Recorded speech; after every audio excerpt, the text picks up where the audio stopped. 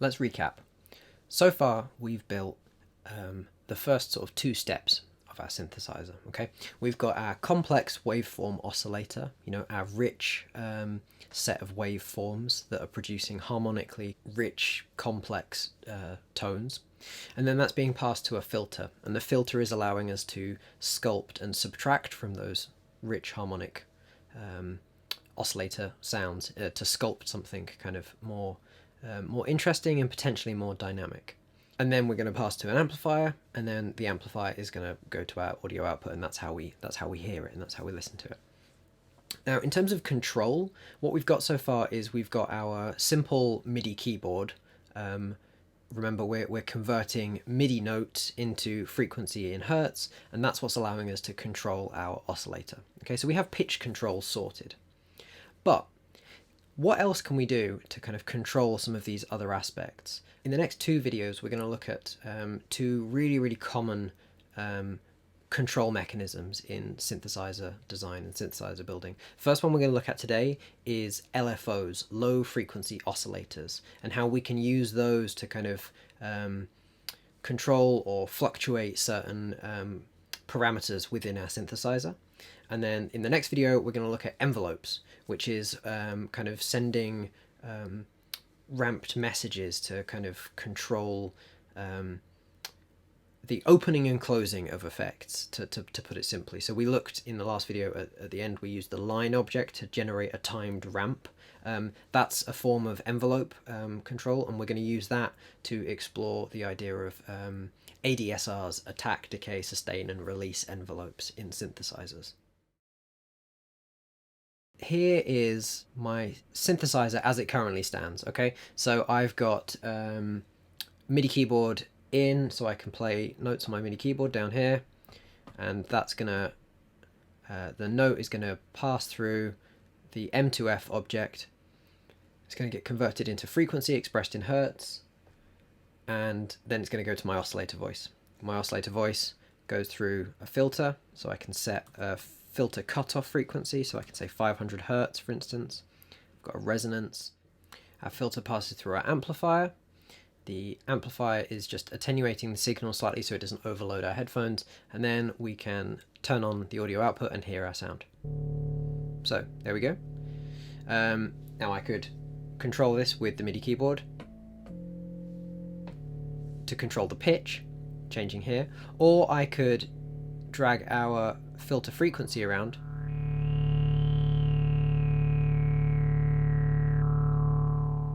to change the cutoff frequency of our filter. But this is kind of already, I've got kind of some things going on, and I have to grab the mouse to change the filter, and I have to play the pitch with the keyboard, MIDI keyboard. It's all a bit much, and if I wanted to create a kind of interesting and evolving synthesizer sound, what I'm going to have to do is I'm going to have to find ways of kind of automating this. And the first way I want to do to look at is an LFO, a low frequency oscillator. Now, you may hear the word oscillator and immediately kind of go, okay, well, isn't this just the same as the oscillator that's generating our waveform that we're listening to? And the short answer is yes, it is the same thing. It's just lower frequency.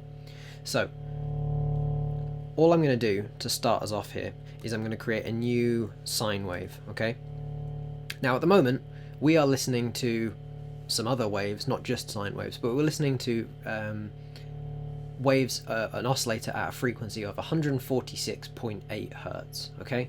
So let's just type that in, 146, let's just leave it at 146. Now I'm going to pass it to a scope for a second. And you can see that this is obviously, it's actually fluctuating too quickly for us to be able to see on the scope. But the way that an oscillator is working, as we know, is that it's generating a signal that fluctuates periodically between -1 and 1. And by doing it at such a speed, at such a frequency, at such a rate, we're able to hear it as a pitch. Okay. Now, what happens then if we slow this right down? Okay, so just to give you a case in point, let's take this down to 55 Hertz.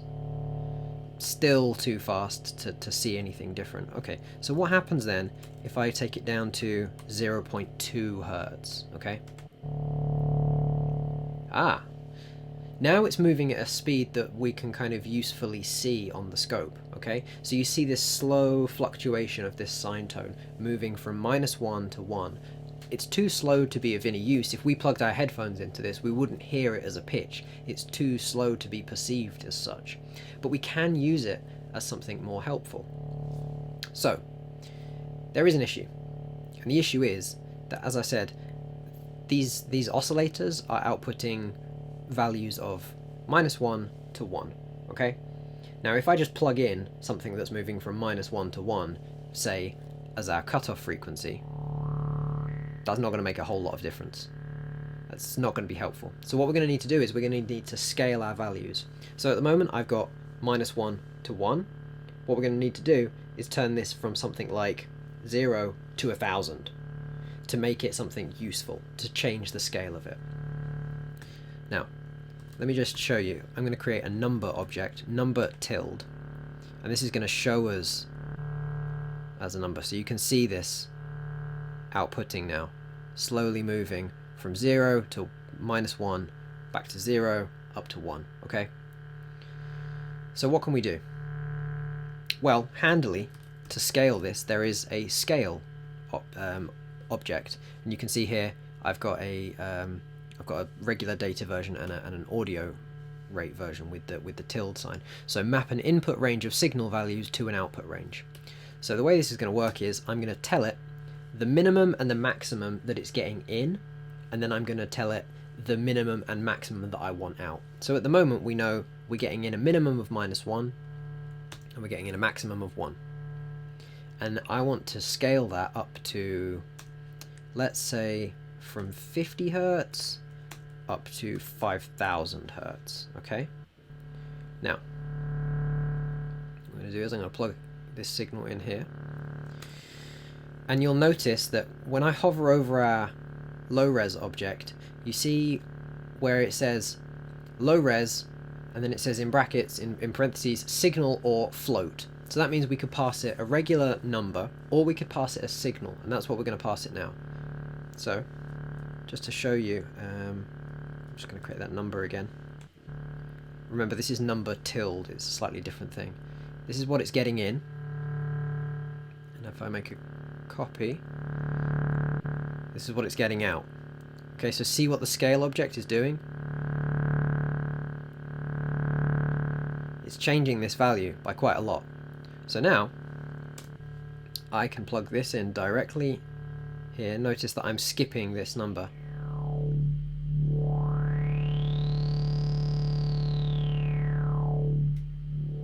And you can hear now that this low frequency oscillator, I've scaled it to be a larger range. Now it's just sweeping evenly through the cutoff frequency of this filter.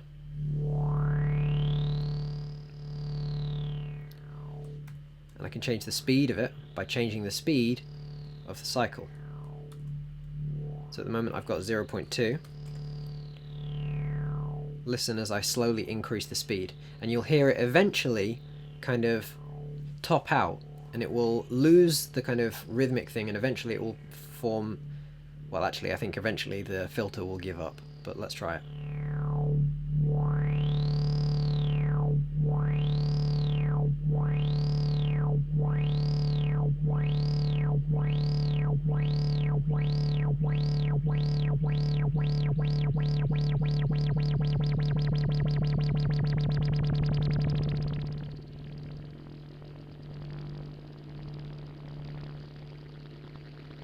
Oh dear. Yeah, let's take it back to something slower.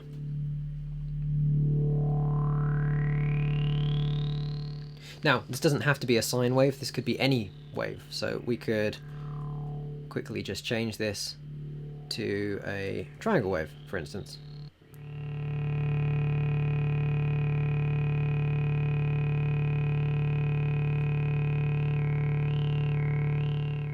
Now, instead of it sort of arcing slowly, we're just going like this to the frequency, so we get a sharper change. And that's essentially all a low frequency oscillator, an LFO, is doing. And we could pass this to a few different things. This doesn't just have to go to our filter frequency, for instance. So let's create another one. Let's keep this going because it's kind of nice. Let's create a pulse wave, square wave. So I'll get another scope so we can see this in action. And give it a frequency.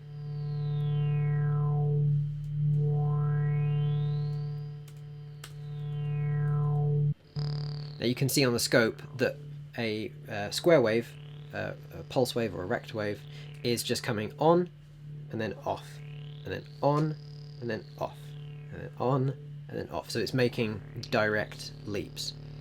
So what's that going to do if I scale it again? Now this time I don't want to go from 50 to 5,000. I want to go from 0 to 1. And I can plug it into my amplifier.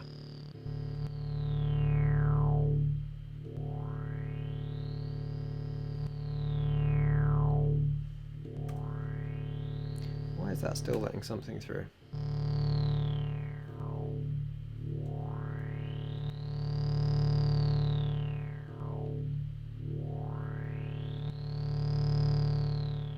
Okay, I need to just debug this quickly. Let's find out what it's actually outputting.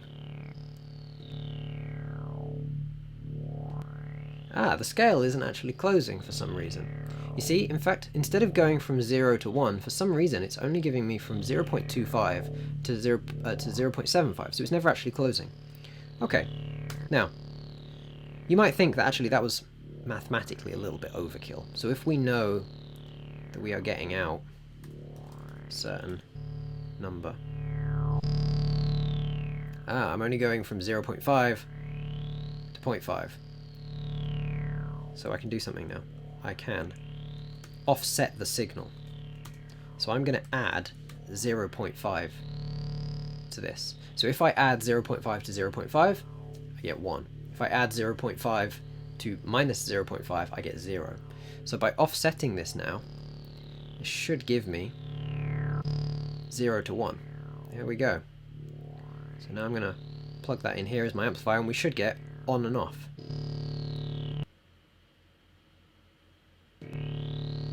Interesting. What happens if we speed this up a little bit?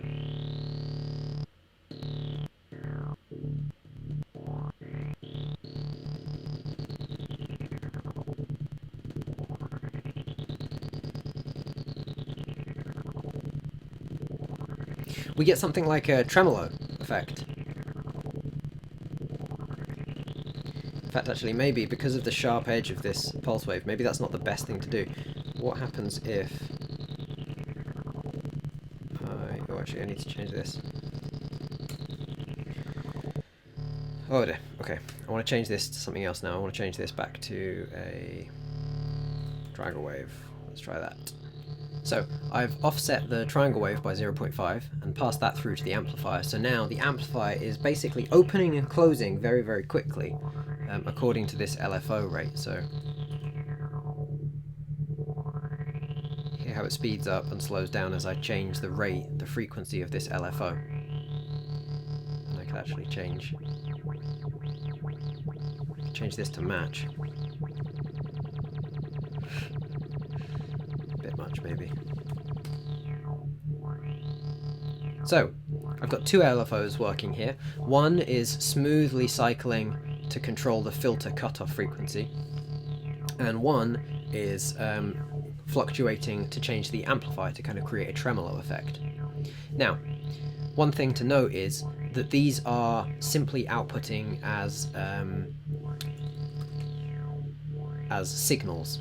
Okay, so this is a signal rate fluctuation, and that's maybe not potentially all that useful in all situations. Okay, so there is one thing that we need to do to change this signal output into a into a max number, a kind of floating number. Okay, what we're going to do, so I'm going to take this off for the time being. In fact, actually I'm going to delete this one, and I'm going to delete this one.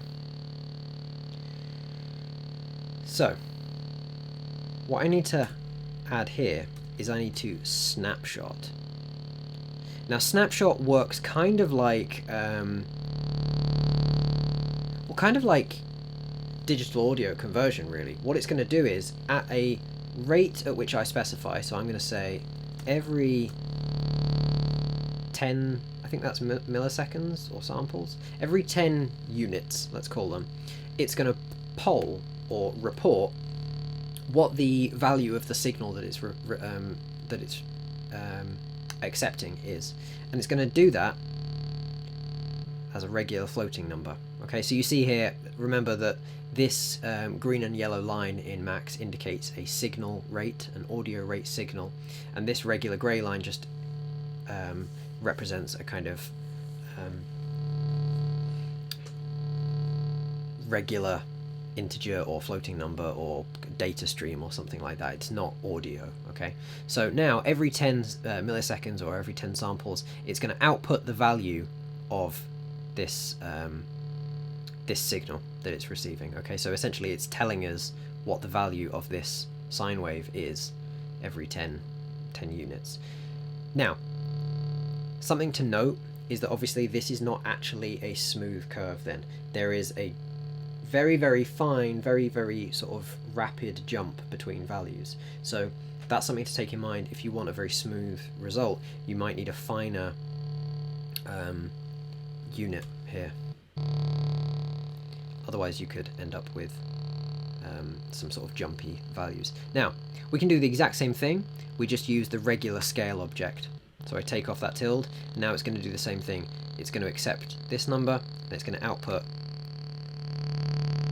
a floating point number. Okay, so what I could do,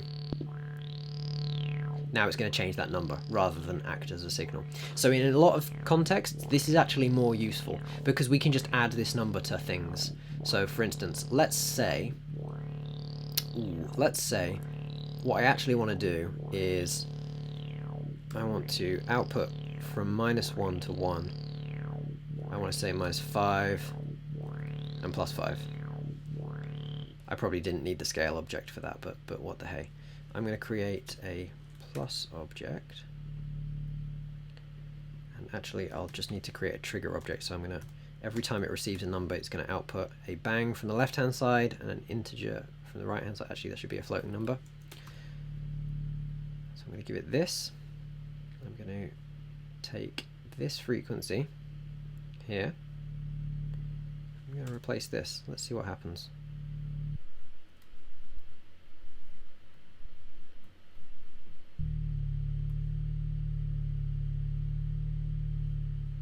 Oh dear, that's why.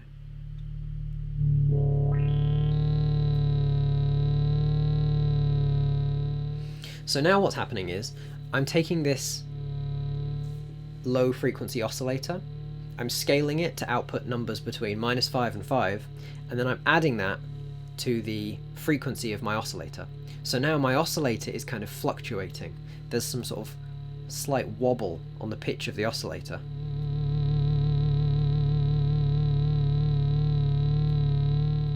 And of course we could make this bigger. Actually, let's make it really big. Let's make it 50 Hertz either side.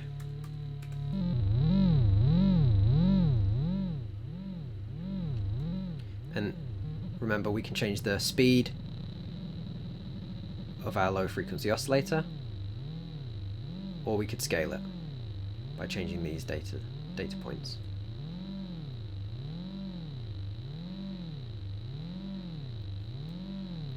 Now, a low frequency oscillator is really, really powerful, and you can use it in a range of contexts. You can use it for some really, really nice things. A personal favorite of mine is actually using a different kind of oscillator. Remember that we kind of talked about the basic waveforms, the simple ones, the sine tone, the triangle wave, the sawtooth wave, the pulse wave. Remember that other one, noise? Noise can be really helpful here, or actually specifically in this instance, random fluctuation of numbers, which is essentially what noise is. There's this rand object, and let's say really slowly. Now what this is going to do, I'm going to get rid of this for a second, put this back, is it's going to give me a random fluctuation, let's say between 0 and 5,000 again. So I'm going to hook this back up to my filter now. And what it should do is just randomly kind of fluctuate. So it's not going to cycle smoothly. Instead, it's just going to kind of amble along and fluctuate, and it should.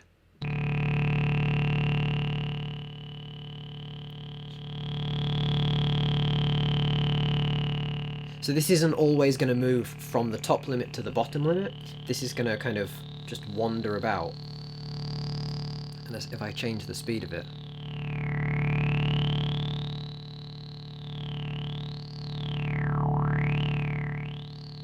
you can see in the scope now that it's not always moving from the top limit to the bottom limit, it's kind of moving. Sometimes it will stay in the top a bit and then go down and then move. We can get something kind of quite nice and evolving out of this. So that might be something that you choose to kind of apply. It's kind of fun, it's kind of unpredictable. So, LFOs are a really, really simple way of bringing in a little bit of fluctuation into your sound. Okay, you can leave something kind of just slowly evolving, really slowly unfolding and developing your sound, or you can use it in a really punchy way. You know, you can get that kind of really heavy sort of wobble on a filter, or you know, turning an amplifier on and off to kind of simulate a tremolo or an effect like that. You could hook it up to the pitch of your oscillator, so you could generate a vibrato with an LFO. There's a whole number of things you could do. LFOs are really, really powerful, very, very simple to use, and they can really bring a lot of depth into your sound. So play around with those and have fun. Okay, enjoy.